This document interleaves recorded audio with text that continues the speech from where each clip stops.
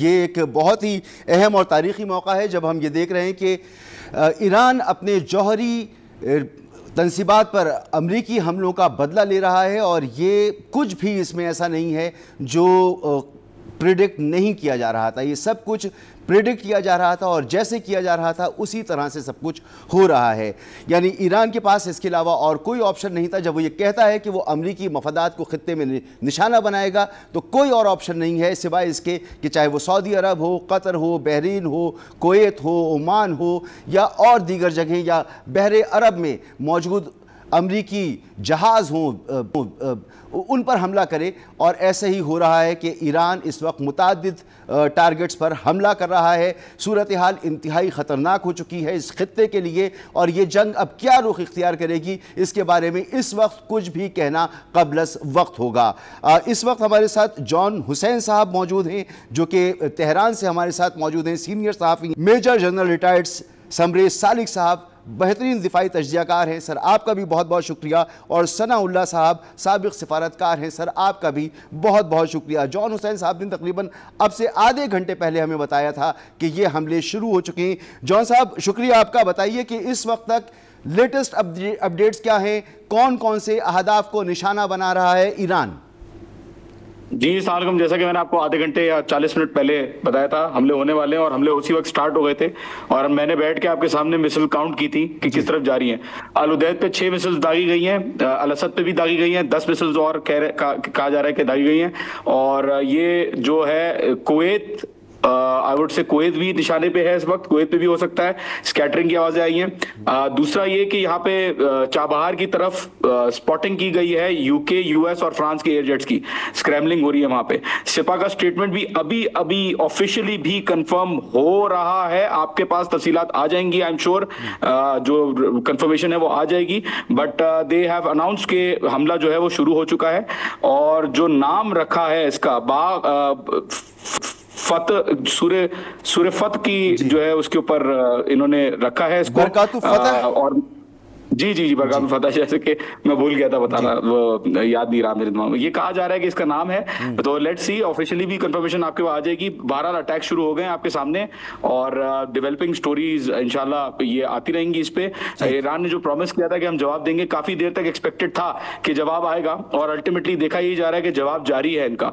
किस हद तक जवाब आएगा वो तो डिपेंड करता है टाइमिंग के ऊपर। कतर इस वक्त बात कर रहा है ईरानियन ऑफिशियल से भी, पहले से ईरान कह रहा है कि उन्होंने बता दिया था, जो सोर्सेज है उन्होंने मुझे कहा है कि उन्होंने बता दिया था आगे ईरान ने कतर के अंदर और दूसरे दोस्त ममालिक के अंदर, और जो अटैक्स हुए हैं वो कतर के ऊपर नहीं हुए बल्कि यूएस के ऊपर हुए हैं, जो बेसिस हैं उनके ऊपर हुए हैं। तो they are trying to make that clear as an understanding.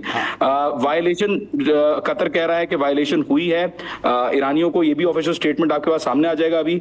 और कतर की जो है वो इसके ऊपर आने वाली है कि किस तरीके से वो ईरान को रिस्पॉन्ड करेंगे इस चीज के ऊपर। बहरहाल कहा यह जा रहा है कि इनफॉर्मली अनऑफिशियली यहाँ पे कहा जा रहा है कि ऑफिशियल्स ने बताया हुआ था बीच में जो है वो, यानी ये समझा जाए जॉन हुसैन साहब कि ये जो हमला है ये खुदा न ख्वास्ता ये भी हो सकता है कि मुसलमान ममालिक एक दूसरे के आमने सामने हो जाएं, या ये भी हो सकता है बहरहाल कोई भी मुल्क अपनी सॉवरेनिटी, अपनी आज़ादी और अपनी खुद मुख्तारी पर समझौता नहीं कर सकता।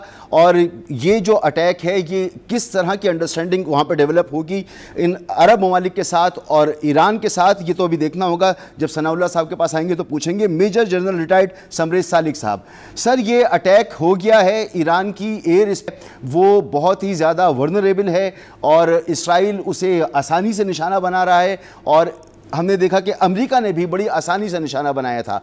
अब चारों तरफ से घिरा हुआ ईरान इन तमाम अरब ममालिक में, जहां तकरीबन 50,000 के करीब अमेरिकी फ़ौजी मौजूद हैं, और ये जो अपना बहरीन का जो अड्डा है, माफ़ कीजिएगा ये कतर का जो अड्डा है, ये तो बहुत ही ख़ास और कलीदी अहमियत का हामिल है। 10,000 फ़ौजी यहाँ पर मौजूद हैं और ये जो है सेंटकॉम का मरकज़ है यहाँ पर, तो इस पर भी हमला किया गया है। तो क्या देख रहे हैं आप कि अब ईरान के साथ क्या होने वाला है? Thank you very much for getting me over. देखें, मैं ये समझता हूँ कि ईरान के साथ जो कुछ अभी तक हुआ है, जो कुछ उस पर अटैक्स हुए हैं, उन्होंने वो इफ़ेक्ट्स नहीं क्रिएट किए जो ईरान के दुश्मन ये समझ रहे थे कि वो करेंगे। पहला जो अटैक था जिसमें कि क्रिपलिंग इफेक्ट की तवक्को थी, वो नहीं हुई, और 2 दिन के बाद ईरान ने ना सिर्फ उससे रिकवर किया बल्कि उसने काउंटर स्ट्राइक्स की इजराइल के ऊपर। एक रात पहले, आज कल की रात से पीछे जो रात है, हमें पता है कि अमेरिका ने एक रेड लाइन क्रॉस की कि उसने ईरान के न्यूक्लियर इंस्टॉलेशंस के ऊपर खुद अटैक किया। पहले जो है वो इजराइल कर रहा था, अब अमेरिका ने खुद किया। तो मैं ये समझता हूँ कि ईरान जो है वो अपना नेशनल प्राइड और नेशनल रिजॉल्व डिस्प्ले कर रहा है, और उसने ये अनाउंस किया था कि अगर अमेरिका डायरेक्टली इन्वॉल्व हुआ तो मैं उसके बेसिस को और उसके इंटरेस्ट को स्ट्राइक करूँगा। ये एंटिसिपेशन थी कि शायद जिस तरीके से अमेरिकन एडमिनिस्ट्रेशन ने ईरान को खाइफ करने की कोशिश की, जो प्रेस कॉन्फ्रेंस की इनके सेक्रेटरी डिफेंस ने और सेक्रेटरी ऑफ स्टेट ने, तो उससे ये लग रहा था कि शायद वो मार्को रूबियो ने वो थ्रेटन करने की कोशिश कर रहे हैं कि इस तरह का सोचना भी ना। लेकिन ईरान ने रिटेलिएट किया है, और मैं ये समझता हूँ कि ईरान अपना कॉन्फिडेंस और अपना सेल्फ रिजॉल्व जो है उसको डिस्प्ले कर रहा है।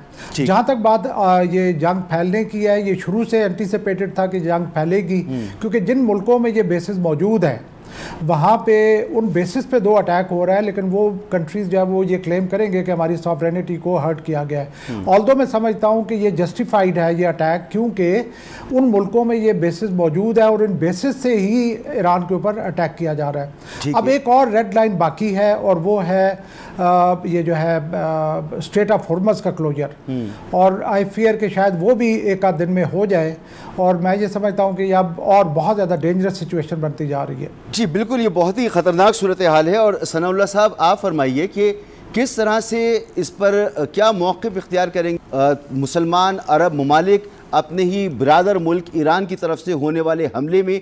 गो कि ये हमला अमरीकियों के ख़िलाफ़ है, उन एयर बेसिस पर हमला है जो अमरीकियों के ज़ेर इस्तेमाल हैं, लेकिन क्या आप समझ रहे हैं कि यहाँ पर वही सब कुछ हो रहा है जो इसराइल चाह रहा था? इसराइल शुरू से चाह रहा था कि वो ईरान पर अटैक करे, वो ये चाह रहा था कि अमेरिका इसमें शामिल हो, वो ये चाह रहा था कि अरब ममालिक इसकी लपेट में आए और ये जंग फैलती चली जाए। तो नेतन्याहू का जो एजेंडा है वो यहाँ पर हमें फुलफिल होता नज़र आ रहा है। क्या ऐसा ही है सर? जी मेयर साहब, आप फरमाइए। मेजर जनरल साहब, ये वही ये एजेंडा जो था नेतन्याहू का, ये हमें आगे बढ़ता हुआ नज़र आ रहा है इस खित्ते में? देखिए मसूद, एक तो हमने ये इसको मैं ये मौजू नहीं समझूंगा कि हम कहें कि ईरान ने अपने बरादर मुस्लिम मुल्क पे अटैक किया है। ईरान ने अमेरिकन इंटरेस्ट के ऊपर अटैक किया है। वो अलग बात है कि हमारा बरादर मुस्लिम मुल्क जो है ईरान का, वो उस अमेरिकन इंटरेस्ट को लुक आफ्टर कर रहा है। तो मैं नहीं समझता कि ये अटैक है एक बरादर मुस्लिम मुल्क पे, बल्कि ये अटैक है अमेरिकन इंटरेस्ट के ऊपर। दूसरा जो आप बात कर रहे हैं कि जी नेतन्याहू का इस तरीके का डिज़ाइन था, आप इसको इस एंगल से भी देख सकते हैं कि नेतन्याहू और अमेरिका ने जो कोशिश की, जो चढ़ाई की ईरान के ऊपर, और इस सोच के साथ कि ईरान को हम जो है ना वो एक तर्न वाला है और हम इसको खा जाएंगे, वो नहीं हो पा रहा। तो ईरान जो है वो अपने ओन डिज़ाइन के मुताबिक इस जंग को एस्केलेट करने की कोशिश कर रहा है, और उसने through out all along Iran जो है वो रिटेलिएशन में मोड में रहा है। उसने ऑफेंसिव नहीं किया। अगर उसने इजराइल के अटैक के बाद अमेरिकन बेसिस के ऊपर अटैक किया था तो फिर ये कहा जा सकता था कि ईरान जो है वो जारियत का मुर्तकब हुआ है, लेकिन ईरान ने वेट किया है। जब अमेरिका ने स्ट्राइक किया तो फिर जाके ईरान ने रिटेलिएट किया। चलिए इसको इस तरह से देख लेते हैं ना। मेरे ख्याल में जॉन हुसैन साहब भी हमारे साथ मौजूद हैं। अभी जॉन साहब नहीं है। अच्छा मेजर जनरल साहब, आप फरमाइए कि अब कर दिया ईरान ने, लेकिन अमरीकी ताकत उससे तो हम सब आशना हैं, और उसने अभी ईरान के न्यूक्लियर साइट से उनको निशाना भी बनाया है। अब ये चारों तरफ जो बिरादर ममालिक हैं जिन पर ईरान ने अटैक नहीं किया, ईरान के अमेरिका के बेसिस पर हमला किया है, तो चारों तरफ से ईरान घिरा हुआ है। तो अब ईरान के लिए ये जंग कितनी मुश्किल हो जाएगी? देखिए, इस पर तो कोई शक नहीं है कि अमेरिका एक बहुत बड़ी माइट है, और एक तरफ तो अगर हम देखें तो अमेरिका और इजराइल, उनको अभी तक हम्बल हो जाना चाहिए था, बिकॉज जो वो ऑब्जेक्टिव अचीव करने की कोशिश कर रहे थे वो नहीं कर पा रहे। ठीक। जो वो डैमेजेस, जो वो पेन इन्फ्लेक्ट करने की कोशिश कर रहे हैं ईरान के ऊपर, वो नहीं कर पा रहे। अगर वो पेन इफेक्टिव होता तो शायद तो शायद ईरान इसको एस्केलेट ना करना चाहता होता और वो उसको इसकी क्लोजर की बात करता। जबकि हम जो देख रहे हैं व्हाट्सएप पे वो ये है कि इजराइल की तरफ से मैसेजेस जा रहे हैं कि हम जंग को बंद करना चाहते हैं और ईरान कहता है कि अभी मौजू वक्त नहीं आया। सो दैट मीन्स कि मेरे नज़दीक इस वक्त जो इनिशिएटिव है वो ईरान के हाथ में है। अच्छा। और वो ईरान जो है वो बहुत इफेक्टिवली अपनी इस जंग को आगे बढ़ा रहा है। ठीक है सर, मैं इसको आपसे और भी समझना चाहूँगा कि एक मुल्क जिसके एयर स्पेसेस इस वक्त फ्री हैं बिल्कुल, ना उसकी फ़िज़ाइया है ना उसका दिफाई निज़ाम काम कर रहा है, उसके हाथ में ये कैसे क़ुव्वत मौजूद है कि वो जब चाहेगा उस वक्त रुकेगी। सनउल्लाह साहब आप फरमाइए, अरब ममालिक, ईरान के बिरादर इस्लामी ममालिक इन हमलों को कैसे लेंगे? अभी तक तो वो ईरान के ऊपर जो हंगामा और हमला किया गया है उसको जब गवर्नमेंट की तरफ से, इंटरनेशनल लॉ की तरफ से ये गलत समझा जा रहा है और डिप्लोमेटिकली तो वो चाहते हैं कि डी एस्केलेट हो जाए, लेकिन ये क्या डी एस्केलेट होता हुआ हमें नज़र आ रहा है? हरगिज़ नहीं। जैसा कि कहा गया है कि कोशिश यही है कि जी जवाब दिया जाए ईरान की तरफ से, उसके अवाम की तरफ से, और इसमें ख़ासी फ्रस्ट्रेशन होगी वाशिंगटन में और तल अबील में। एक इसके साइकोलॉजिकल इम्पैक्ट भी होगा वहाँ, क्योंकि वो तो समझे हुए थे कि इतना बड़ा बंकर न बस्टर्स का हमला किया है तो सारा कुछ तबाह हो जाएगा, और ये कहा भी गया, ये क्लेम भी किया गया, लेकिन ऐसा शायद मुमकिन नहीं हुआ। अभी it is too early to assess, लेकिन फिर भी लगता ये है कि ईरान ने जो परसों बात की थी आयतुल्लाह खामेनाई, उन्होंने कहा था कि अमेरिका वो तबाही देखेगा सर जो उसने पहले नहीं देखी। लेकिन यहाँ पर सबसे इम्पोर्टेंट सवाल ये है कि अभी जॉन हुसैन साहब बता रहे थे कि ईरान ने अपने बिरादर इस्लामी ममालिक को बता दिया था कि हम ऐसा करेंगे, तो क्या ये सऊदी अरब, कतर, कुवैत, इराक़, शाम, इन सब के लिए काबिल कबूल होगा कि ईरान उनके अंदर अमरीकी बेसिस को हमला निशाना बनाए? मेरे ज़ाती ख्याल के मुताबिक, प्रोफेशनल ख्यालात के मुताबिक ये मुमकिन नहीं है। अगर बता भी दिया गया है तो ये तो वायलेशन है, और इसमें एक तरह का फ़रीक बन जाता है, और वहाँ के हुकूमत का क्या रद्द अमल था इसके बारे में मेरे पास कोई नॉलेज नहीं है। लेकिन ऐसा होता नहीं है कि आप किसी थर्ड कंट्री में जाएं या सेकंड कंट्री में थर्ड पार्टी के अटैक करें।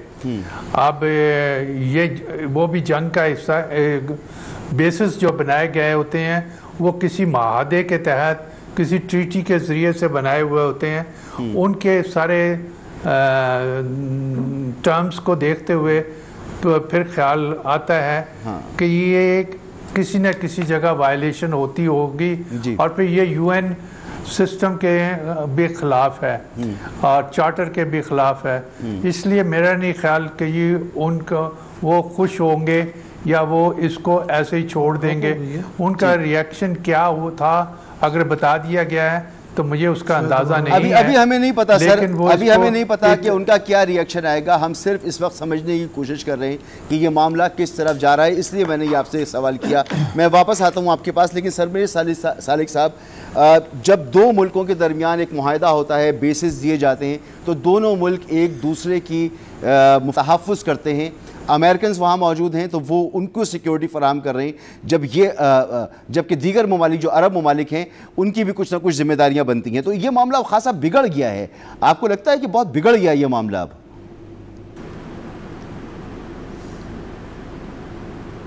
सबरे सालिक साहब,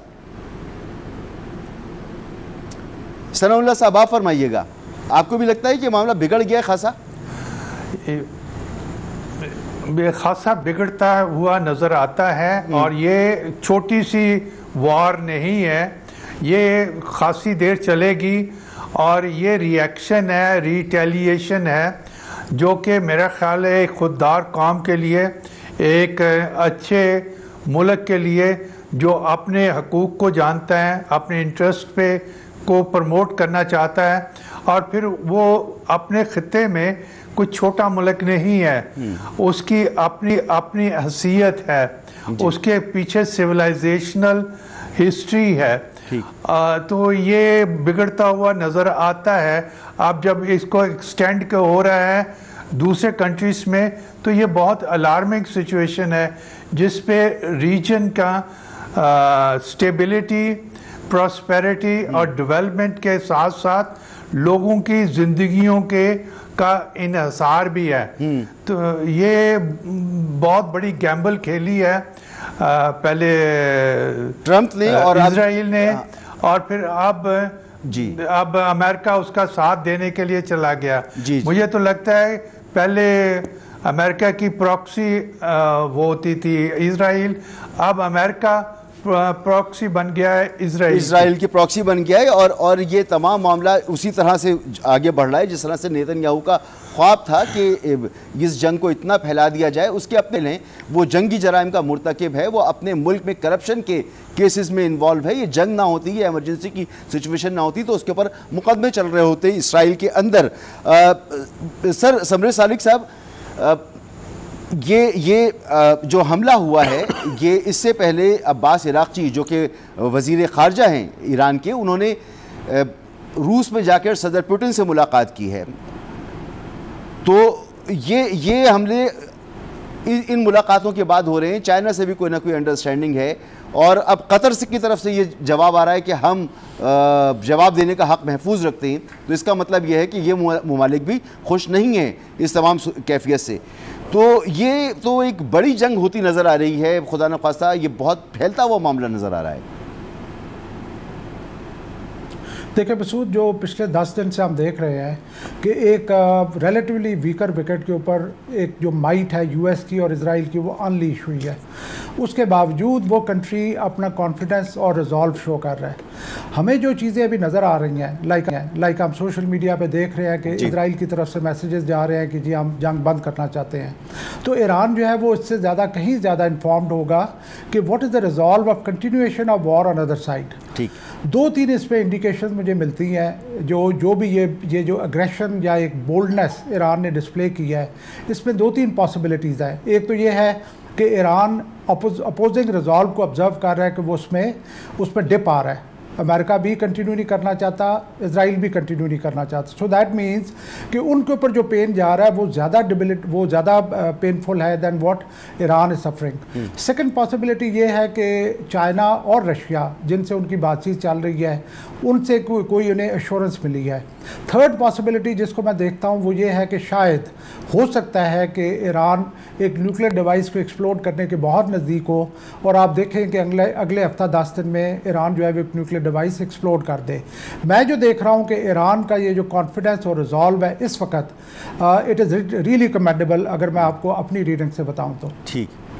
और सर ऐसे मुल्क में जहाँ पर उसकी एयर स्पेसेस जो हैं वो बिल्कुल ही फ्री हैं, वहाँ पर कोई उनका जो निज़ाम है, दिफाई निज़ाम है, वो काम नहीं कर रहा, फ़िज़ाइया उनकी नहीं है।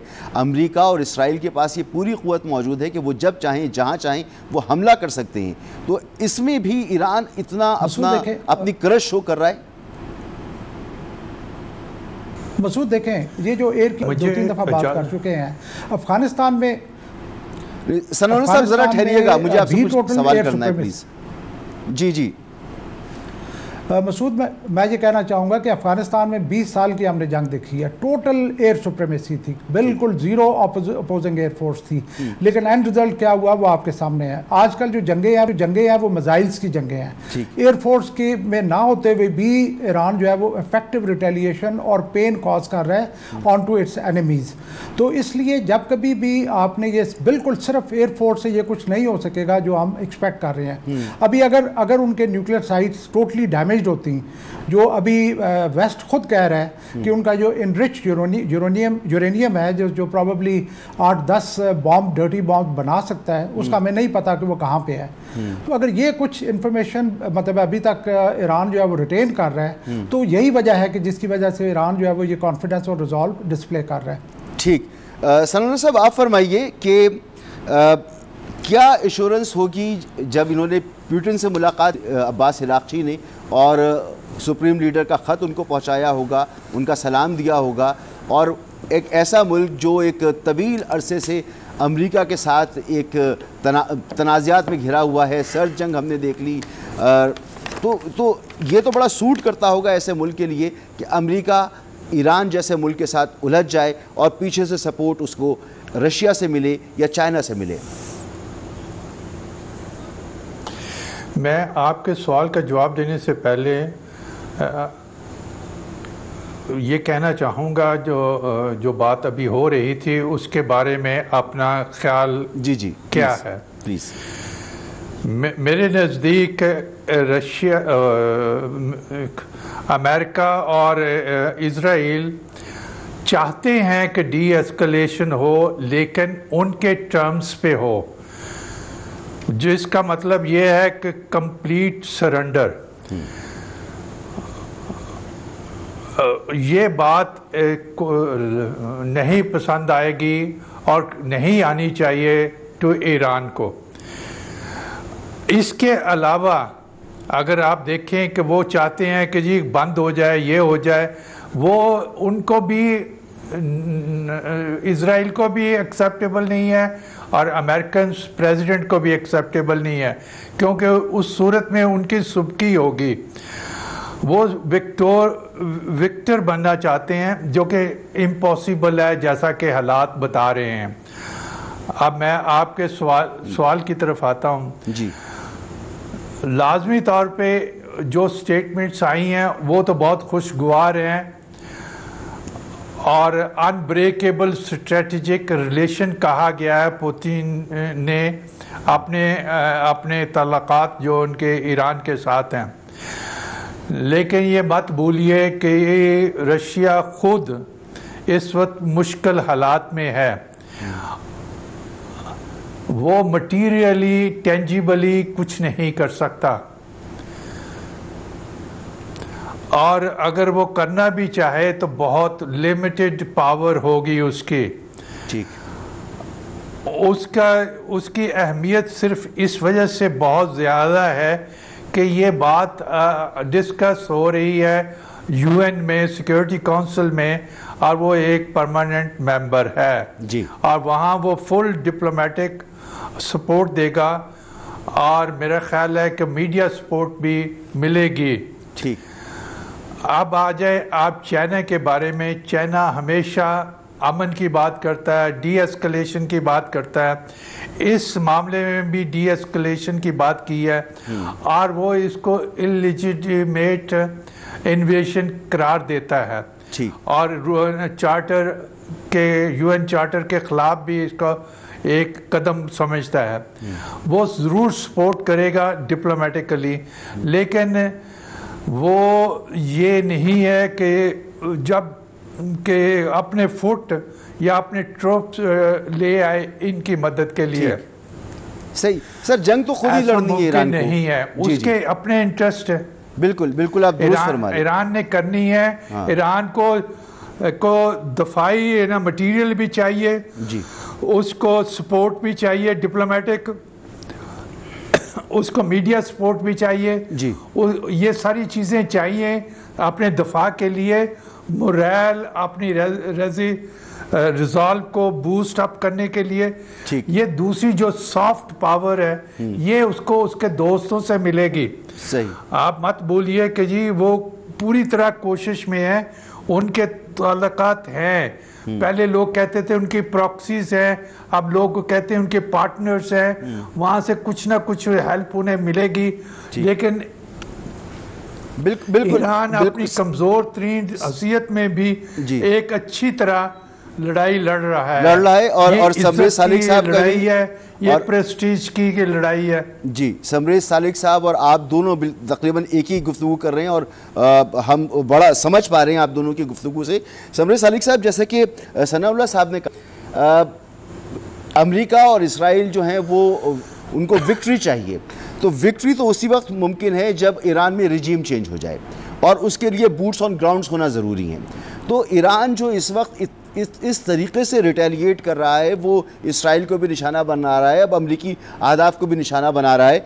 और एक मजबूत कौम है, एक बहुत बड़ा मुल्क है, उसकी आर्मी तकरीबन कोई 5 लाख से ज़्यादा की उसकी आर्मी है। तो मुमकिन होगा कि बूट्स ऑन ग्राउंड्स ना हो और रिजीम चेंज हो जाए। देखिए मसूद, हमने पूरे इस अरसे का अहाता करना है जी। जो पहली स्ट्राइक थी, ओपनिंग स्ट्राइक थी, किस तरीके से लीडरशिप को एलिमिनेट किया गया, कौन से टारगेट्स को एलिमिनेट किया गया, और ये समझा गया कि Iran will get crippled. Iran cripple नहीं हुआ, ईरान ने रिकवर किया और स्ट्राइक बैक किया। उसके बाद आप देखें कि जो नेक्स्ट रेड लाइन थी, जब न्यूक्लियर इंस्टॉलेशन पे स्ट्राइक सेकंड टाइम हुई, पहले इजराइल ने की, फिर अमेरिका ने की, और अमेरिका ने अपनी फुल माइट वहाँ पे अनलीश की।